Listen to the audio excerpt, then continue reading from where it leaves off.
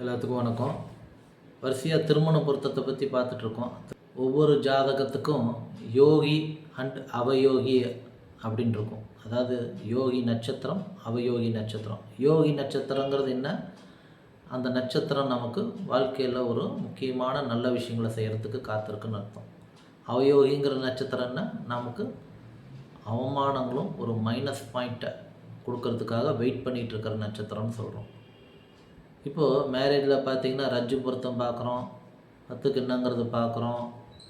ரஜ்ஜு பொருத்தில் இருக்கிற லிஸ்ட்டை வராத லிஸ்ட்டை விட்டுட்டு வேறு பண்ணுறோம். அது பண்ணுறதுல பார்த்திங்கன்னா நாம் அவயோகியை மறந்துடுறோம். அவயோகிய நட்சத்திரத்தை கண்டிப்பாக திருமணம் செய்யக்கூடாது. நீங்கள் எல்லாம் நோட் பண்ணி பாருங்கள். அவயோகி நட்சத்திரத்தை பண்ணியிருக்கீங்கன்னா அவங்க மூலியமாக உங்களுக்கு அவமானம் வந்து கொண்டே இருக்கும். என்னோடய அன்லக்கி பாயிண்ட்டை நான் கூடவே வச்சுருந்தா எப்படி இருக்கும்? அது மைனஸ் பாயிண்ட்டை கொடுத்துக்கிட்டே தான் இருக்கும்.